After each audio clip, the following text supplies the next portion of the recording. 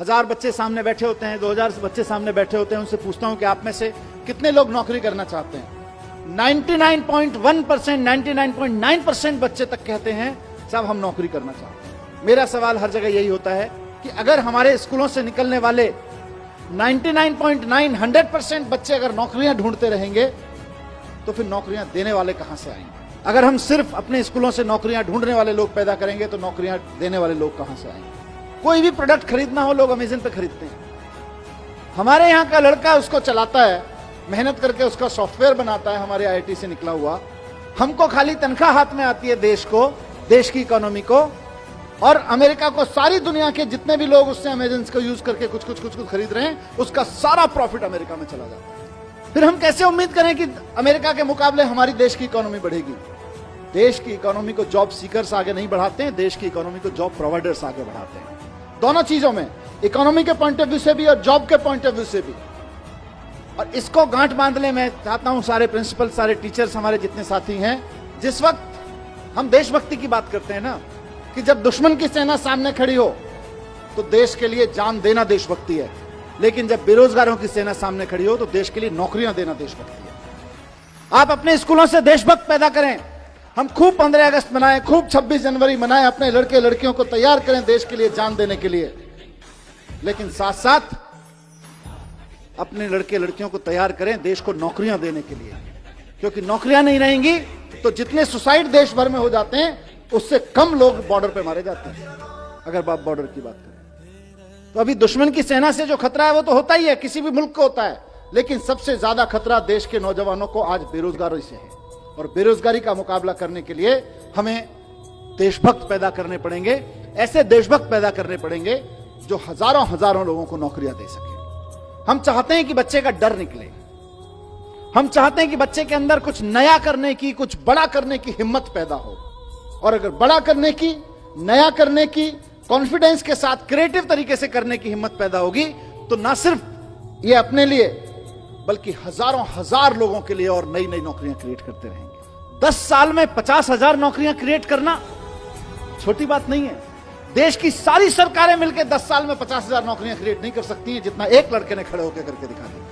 या एक छोटे से मतलब क्या आईआईटी के ग्रेजुएट ने 10 साल के अंदर खड़ी करके 3-4 लड़के मिले, ये लोगों ने करके दिखा दी। सारी सरकारें मिलकर उतनी नौकरियां नहीं पैदा कर सकती। कितनी पोजीशन क्रिएट करोगे आप सरकारों में?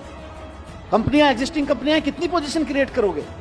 वहां से नहीं निकलेंगी, नया सोचने से, बड़ा सोचने वालों की निकलेंगी। और आज अनफॉर्चुनेटली जो बहुत बहुत बड़ी कंपनियां हैं, मल्टीनेशनल कंपनियां हैं, उनमें जॉब्स बढ़ने वाले नहीं है।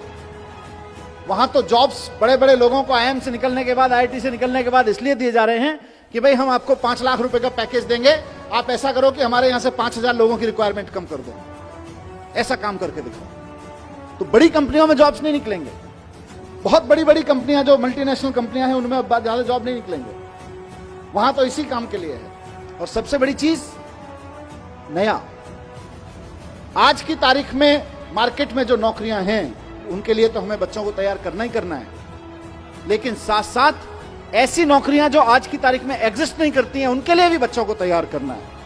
और दूसरी चीज ये भी है कि सिर्फ नौकरी देना नहीं है, आप इसको देश के पॉइंट ऑफ व्यू से देखिए। आप सोच के देखिए कि किसी स्कूल में पढ़ते होंगे, वहां से निकल के उसी माइंडसेट के साथ की नौकरी करनी है, जाके अमेरिका की एक बड़ी कंपनी में नौकरी कर ली। अब नुकसान क्या होता है?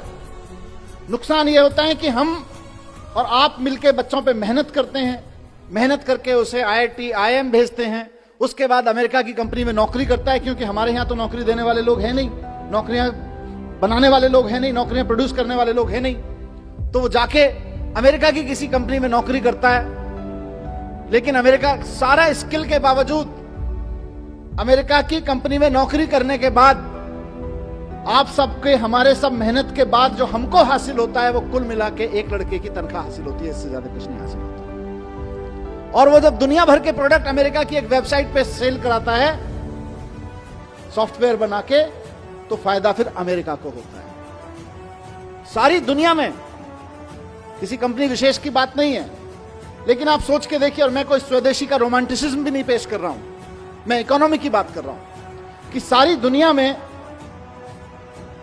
कोई भी प्रोडक्ट खरीदना हो लोग अमेज़न पे खरीदते हैं। हमारे यहां का लड़का उसको चलाता है, मेहनत करके उसका सॉफ्टवेयर बनाता है, हमारे आईआईटी से निकला हुआ। हमको खाली तनख्वाह हाथ में आती है देश को, देश की इकोनॉमी को, और अमेरिका को सारी दुनिया के जितने भी लोग उससे अमेजन को यूज करके कुछ खरीद रहे हैं, उसका सारा प्रॉफिट अमेरिका में चला जाता है। फिर हम कैसे उम्मीद करें कि अमेरिका के मुकाबले हमारी देश की इकोनॉमी बढ़ेगी? देश की इकोनॉमी को जॉब सीकर्स आगे नहीं बढ़ाते हैं, देश की इकोनॉमी को जॉब प्रोवाइडर्स आगे बढ़ाते हैं। बहुत बार ऐसा हुआ है कि फॉरेन डेलीगेट्स, वहां के मंत्री, वहां के ऑफिसर, वहां के बिजनेस डेलीगेट्स आके, वहां के यूनिवर्सिटी के प्रोफेसर्स आके मेरे साथ डिस्कस कर रहे हों, और 15, 20, 25 मिनट की बातचीत में जब वो 10-15 मिनट बात अपनी रख लेते हैं और हम अभिभूत होते हैं, यार हमारे पास इतना बढ़िया सैनिटेशन प्लान क्यों नहीं है, हमारे पास इतना बढ़िया ट्रैफिक प्लान क्यों नहीं है। उसके बाद जैसे ही कहीं से एजुकेशन पे बात आती है और एजुकेशन से हैप्पीनेस पे बात आती है, उसके बाद उनका इंटरेस्ट अपना माल बेचने में नहीं होता।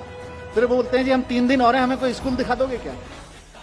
क्योंकि सारी दुनिया इस बात से जूझ रही है कि यार हम पढ़ा लिखा तो रहे हैं, हम सक्सेसफुल तो बना रहे हैं बच्चों को, लेकिन हैप्पी नहीं बना रहे।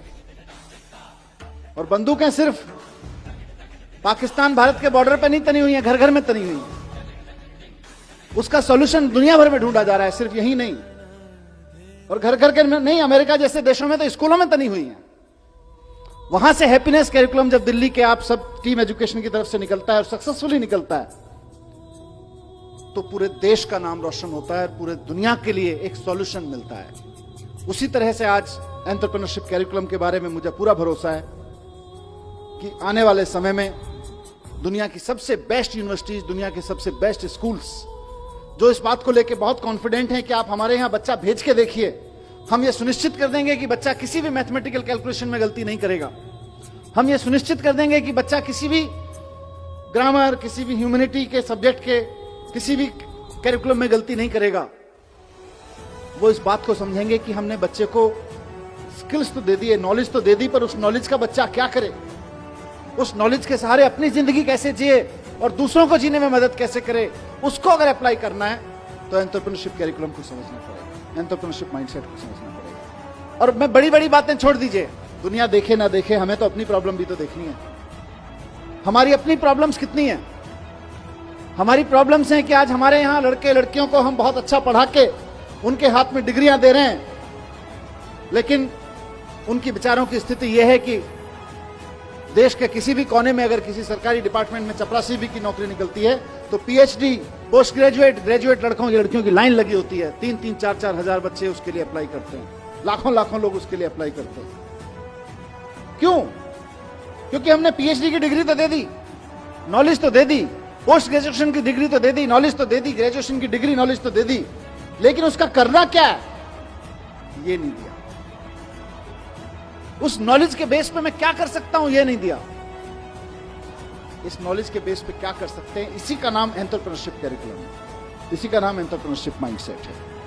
तो हमारे देश की सबसे बड़ी समस्या जो अनएम्प्लॉयमेंट है आज की तारीख में, उसका समाधान इससे निकलने वाला है कि अगर 1% बच्चे भी आगे बढ़ के एक्चुअली एंटरप्रेन्योर्स बनने की दिशा में चल पड़े तो इंडिया को सुपर पावर बनने से कोई नहीं रोक सकता है। सुपर पावर बनने से अभी सचिन बंसल जी जैसा जिक्र कर रहे थे कि आईआईटी से निकलने के बाद इनके पास में जीने के 2 तरीके थे। एक तरीका यह था कि ये नौकरी कर लें किसी बड़ी कंपनी में, और दूसरा तरीका यह था कि कोई अपना काम कर लें छोटा मोटा, जैसा भी छोटा मोटा से शुरुआत करें। इन्होंने पहले दूसरा वाला चुना कि पहले पहला वाला चुना, थोड़े दिन नौकरी करके देखने वाला, फिर इनको मजा नहीं आया, इन्होंने दूसरा चुन लिया।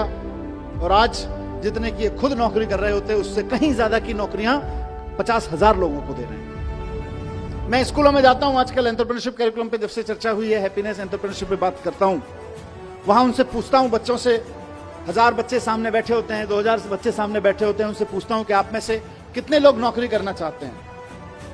आप में से कई स्कूलों में आके मैंने ये प्रयोग किया है, 99.1%, 99.9% बच्चे तक कहते हैं साहब हम नौकरी करना चाहते हैं, असेंबली में बैठ के। मेरा सवाल हर जगह यही होता है, और आज भी मैं उसी सवाल के जवाब में एंटरप्रेन्योरशिप कैरिकुलम की बात करना चाहता हूं कि अगर हमारे स्कूलों से निकलने वाले 99.9, 100% बच्चे अगर नौकरियां ढूंढते रहेंगे तो फिर नौकरियां देने वाले कहां से आएंगे? अगर हम सिर्फ अपने स्कूलों से नौकरियां ढूंढने वाले लोग पैदा करेंगे तो नौकरियां देने वाले लोग कहां से आएंगे? और दूसरी चीज ये भी है कि सिर्फ नौकरी देना नहीं है,